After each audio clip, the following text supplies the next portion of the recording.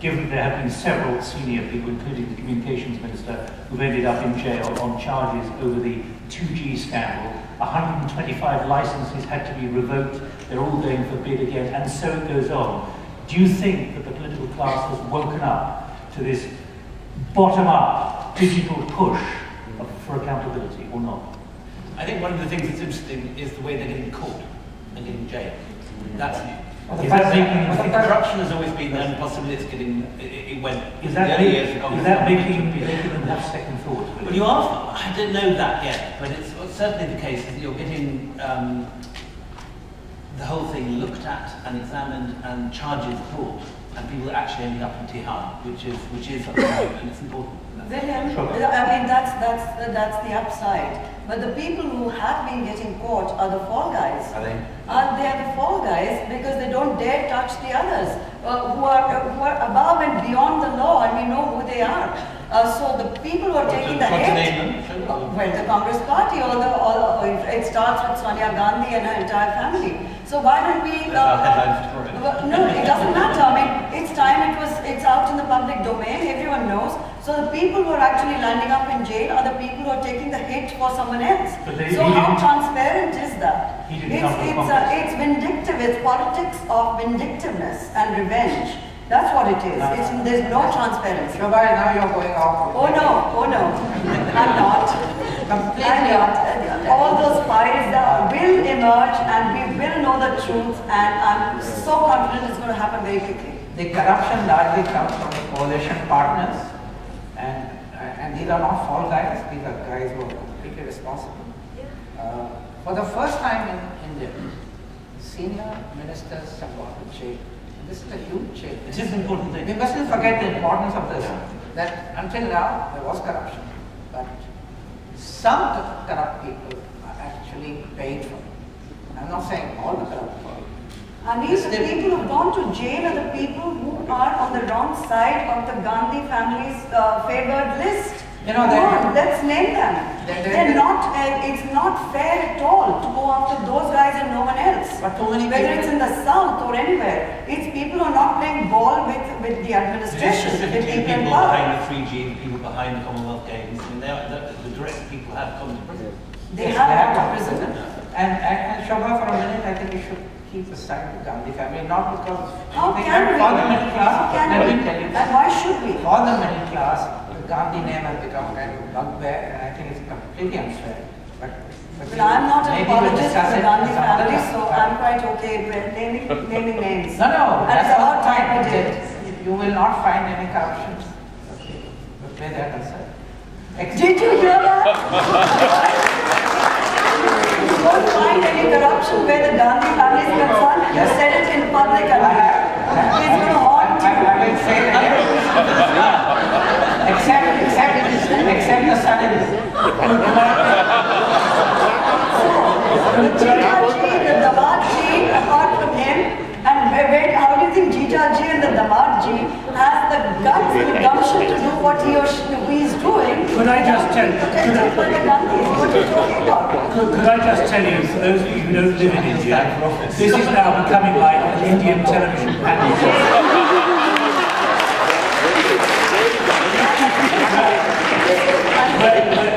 It's becoming like. Oh, right.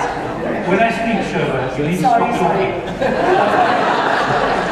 It's like an Indian chat show in the evening where everyone is shouting at each other. I just sit back. But I say that with fond affection for those kind of shows, most of which I don't agree to appear on. But before I open it up, that other question which you put on the agenda, about Narendra Modi, who's currently the Chief Minister of Gujarat. 10 years ago, there were dreadful scenes involving the Muslims, and it's hanging over Gujarat like a cloud, with charges still pending on certain accounts. But you have said something very important, which I certainly hear, which is a lot of industrialists and a lot of senior people are deciding they've had enough of Congress, and they're prepared to back Narendra Modi because of what he's done in Gujarat, which is in excess of what Maharashtra has achieved just to the north. Now, how do you think this is going to play out if he becomes the candidate for Prime Minister, given the amount of baggage he's carrying, not least in the way he runs Gujarat? You know, in 2002, after the killings in Gujarat happened, I wrote a series of columns where I always refer to Narendra Modi as CM Modi. And I said CM in his case stands for Chief Monster. And that's how strongly I felt. So even if you have a development agenda, even if you're efficient, even if you're delivering on what you set out to do in terms of building infrastructure, raising industry, etc., which is what makes industrialists happy, because he takes good decisions, he's not corrupt, etc. The point is that if you are going to take the minority of the country, and in this case the state, and treat them so badly as we did, the point of your leadership becomes questionable. Would you still label him CM Modi now, given that he might become Prime Minister sometime next summer? I'll have to call him PM. PM for Prime Monster. No, but we're talking about a country which can forget the reasons why you have called him CM from 11 years ago now. They can forget, it seems. What does this indicate about politics in India? Well, politics has always, and everywhere had a short-term memory. I think it's not peculiar to India. It happened in England, it happened in the US. Politics is of today, not of yesterday. And I think that's what has happened in Modi's case. And there's a groundswell opinion in the BJP itself. And why has that happened? Because who are the candidates for Prime Minister BJP? You have LK Advani, who has been doddering for very many years. And his age is 82? Yeah. 83? Something like that. Arun Jaitley, who's a slick lawyer and speaks very well, is a constituency of his own. Sushma Swaraj, I don't think anyone wants her as Prime Minister. So who do we have? I mean, who does the BJP have? There are no credible, So candidates. At least the Congress party has this feudal structure where you have automatic. So Modi gets it by default? By default. Okay, Shobhaa, your view. And can you get the microphones around, please? Put up your hand and let's get a microphone to people. Choose yourselves, get a microphone. Shobhaa. I don't believe it's possible to forget history, and I don't think we should. And Godhra stands as one of the blackest points in India's history. And I don't think people are willing to overlook it because of progress. There is something called moral leadership. It's not only about economic progress as projected by a certain chief minister. And no matter what as I see it, he has made a lot of very rich people even richer. But what has he actually done for the average person in Gujarat? How is their life significantly better? We need to really look at that, the full perspective of Gujarat before we rush. And plus, he has not officially been declared the prime ministerial candidate by the BJP. They're waiting to see how it's going to go with Rahul Gandhi, whether the Congress is going to in fact name Rahul Gandhi as the prime ministerial candidate. Just yesterday in the local papers I read that Rahul Gandhi himself has made two rather interesting statements. One, that he's not in a hurry to get married, and the second, that he's not dying to become the prime minister. So it's it's all open-ended. Maybe he will marry the prime minister. Maybe he'll marry the prime minister.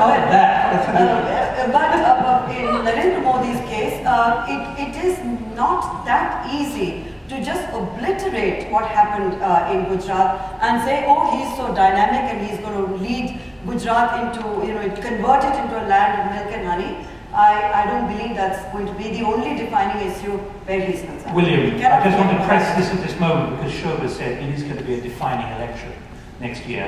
And if someone like Modi does come to the top of the pile when it comes to the BJP, is that something to be worried about in India or not? I think it'd be terrifying because I think he is a kind of Mussolini figure. He's someone that makes the trains run on time, but does it over the kind of dead bodies of the murdered Muslims of Gujarat. It was a terrifying moment. If he's capable of that, then he's obviously capable of doing it again. Has he not reformed himself? Pulling back a bit, though, I think to slightly disagree with Shobhaa on one thing about how defining or not the next election is. I think people tend to see India in a bubble, and I think it's very important to pull back a little. see India as part of its region, as part of its context. Ruchir Sharma written one of the most interesting books on development economics that came out last year.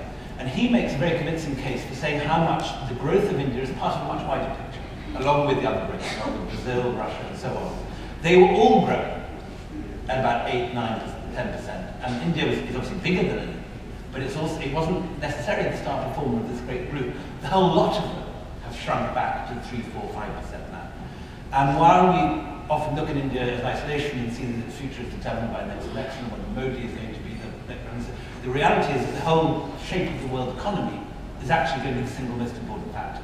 If the world economy turns a corner, if we don't have a whole succession crisis in Europe and more Greece's and Spain's going down the tubes and pulling the world with it, if we manage to get past this period and we get back to the 6, 7, 8, even 9% growth rate, then India's hopes are going to be much, much better, whoever